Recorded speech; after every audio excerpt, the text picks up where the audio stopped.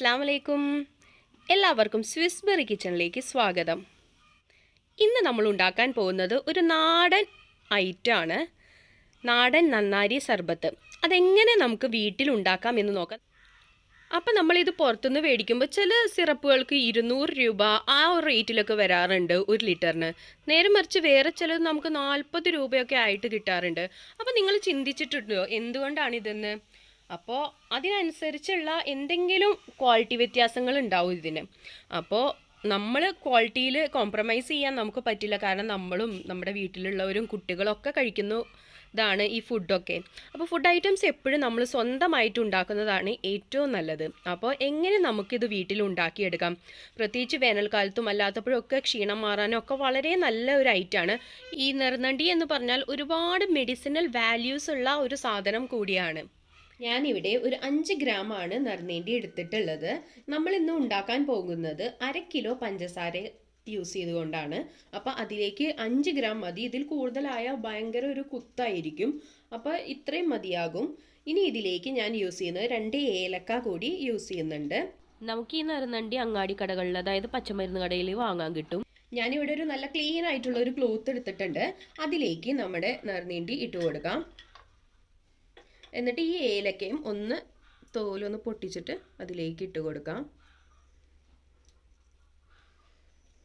നമുക്കിനി ഇതൊരു കിഴി പോലെ ഒന്ന് കെട്ടിയെടുക്കാം.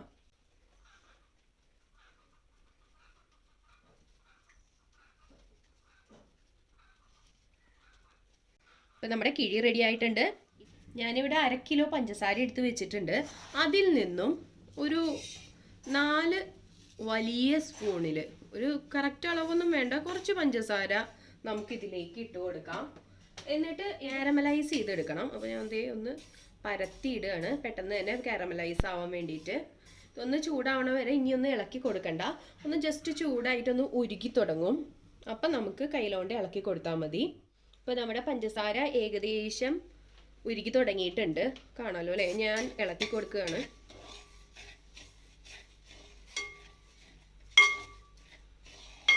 ഞാൻ നല്ല അടിക്കട്ടിയുള്ള ഒരു ഉരുളിയാണ് ഇവിടെ എടുത്തിട്ടുള്ളത്. നിങ്ങൾ ചെയ്യുമ്പോൾ എന്തെങ്കിലും അടിക്കട്ടിയുള്ള നോൺ സ്റ്റിക്ക് പാനോ അല്ലെങ്കിൽ അങ്ങനത്തെ ഇരുമ്പിൻ്റെയോ അങ്ങനെ എന്തെങ്കിലും അടിക്കട്ടിയുള്ള പാത്രം യൂസ് ചെയ്യണം. തീരെ കനം കുറഞ്ഞ പാത്രം യൂസ് ചെയ്യരുത്.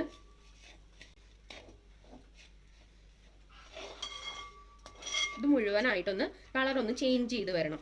നമ്മൾ കാരമലൈസ് ചെയ്യുമ്പോൾ കിട്ടുന്ന ആ ഒരു കളറായിരിക്കും നമ്മുടെ സിറപ്പിന് ഉണ്ടാവുക, അതായത് നന്നാരി സിറപ്പിന് കിട്ടുക. അപ്പോൾ അതിനനുസരിച്ച് നമ്മൾ കളറാക്കണം. ഇനി ലോ ഫ്ലെയിമിൽ ഇട്ടിട്ട് വേണം കേട്ടോ ഇത് കാരമലൈസ് ചെയ്യുമ്പോൾ ചെയ്യാനായിട്ട്. ഇപ്പം നമ്മുടെ പഞ്ചസാരയൊക്കെ നല്ലപോലെ കളർ ചേഞ്ച് ചെയ്ത് വന്നിട്ടുണ്ട്, കരിഞ്ഞു പോവരുത്. അപ്പോൾ ഇനി ബാക്കിയുള്ള പഞ്ചസാര കൂടി ഞാൻ ഇതിലേക്ക് ഇട്ട് കൊടുക്കുകയാണ്. അപ്പോൾ മൊത്തം 1/2 കിലോ പഞ്ചസാര. ഇനി ഞാൻ ഇതിലേക്ക് 1 ലിറ്റർ വെള്ളം ഒഴിച്ചു കൊടുക്കുകയാണ്. ഇതൊന്ന് ജസ്റ്റ് ഇളക്കിയതിന് ശേഷം 1 ലിറ്റർ വെള്ളം നമുക്ക് ഒഴിച്ചു കൊടുക്കാം. വെള്ളം ഒഴിക്കുമ്പോൾ എപ്പോഴും ശ്രദ്ധിക്കണം, കുറച്ച് ദൂരെ നിന്നിട്ട് വേണം നമ്മൾ വെള്ളം ഒഴിക്കാൻ, അല്ലെങ്കിൽ പതിയെ പതിയെ ഒഴിച്ചു കൊടുത്താലും മതി. ഇതൊന്ന് ഇനി ഉരുകി വരും. നമുക്കിനി നമ്മൾ റെഡിയാക്കി വെച്ചിട്ടുള്ള ഈ കിഴി ഈ വെള്ളത്തിലേക്ക് ഇട്ട് കൊടുക്കാം. പ്രത്യേകം ശ്രദ്ധിക്കണം, നമ്മൾ നല്ല ക്ലീൻ ആയിട്ടുള്ള ക്ലോത്ത് വേണം ഇതിനായിട്ട് സെലക്ട് ചെയ്യാനായിട്ട്. ഇത് നമുക്ക് ഇതിലേക്ക് ഇട്ട് കൊടുക്കാം.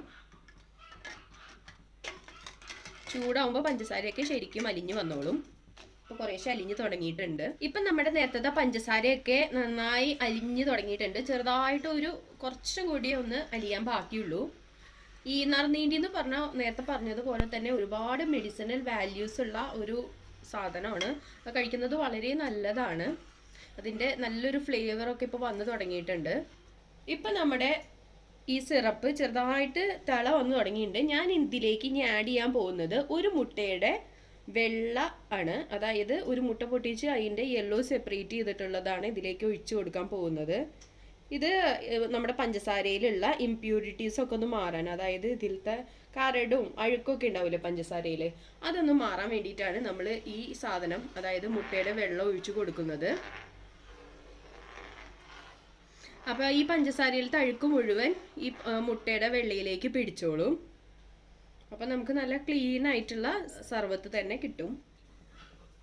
ഇപ്പോൾ നമുക്ക് ഈ സൈഡിൽ ഇങ്ങനെ തിളച്ച് വരുമ്പോൾ പൊന്തി വരുന്ന ഈ ഇംപ്യൂരിറ്റീസ് ഉണ്ടല്ലോ, അത് നമുക്ക് ഇങ്ങോട്ട് കോരി എടുക്കാം.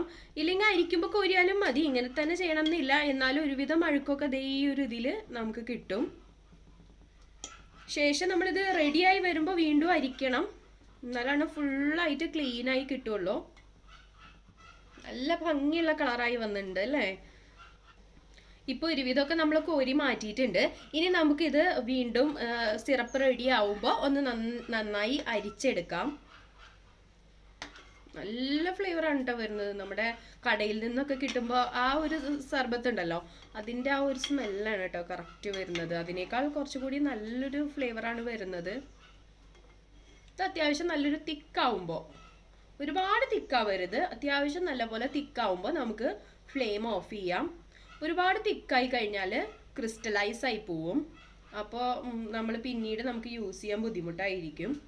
പിന്നെ ചിലരിത് തിക്കാവാതിരിക്കാനായിട്ട് ഇതിലേക്ക് ലൈം ജ്യൂസ്, അതായത് നാരങ്ങ പിഴിഞ്ഞൊഴിക്കാറുണ്ട്. അങ്ങനെ ചെയ്യണമെന്നുണ്ടെങ്കിൽ ചെയ്യാം കേട്ടോ. ഞാനിപ്പോൾ അവിടെ അതൊന്നും ചെയ്യുന്നില്ല. ഇപ്പം നല്ലോണം നമ്മുടെ ഈ സിറപ്പ് തിളച്ച് കുറുകി വന്നിട്ടുണ്ട്, നല്ല തിളച്ചിട്ടുണ്ട്. ഏകദേശം ഒരു 15 മിനിറ്റോളം എടുക്കും കേട്ടോ ഇത് ശരിക്കും നല്ലപോലെ വറ്റി വരാനായിട്ട്.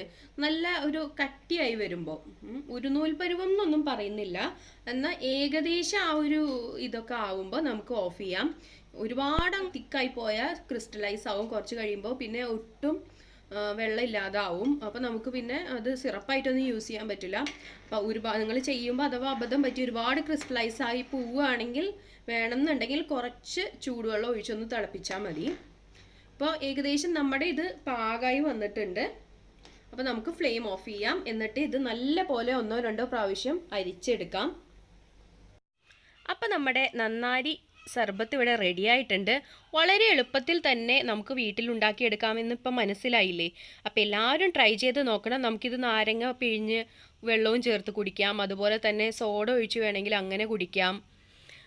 പിന്നെ വേണമെങ്കിൽ നമുക്ക് പാൽ സർബത്തായിട്ടൊക്കെ കുടിക്കാൻ വളരെ ബെസ്റ്റാണ്. നേരത്തെ പറഞ്ഞതുപോലെ തന്നെ മെഡിസിൻ വാല്യൂസൊക്കെ ധാരാളം ഉള്ള ഒരു ഫുഡ് ഐറ്റം കൂടിയാണിത്. അപ്പോൾ എല്ലാവരും ട്രൈ ചെയ്തിട്ട് അഭിപ്രായമൊക്കെ നമ്മുടെ കമൻറ്റ് ബോക്സിൽ ഇടുക. അപ്പോൾ നെക്സ്റ്റ് ഒരു നല്ല റെസിപ്പി ആയിട്ട് കാണുന്നത് വരെ ബായ്. അസ്സലാമു അലൈക്കും ഫ്രം സ്വിസ്ബറി.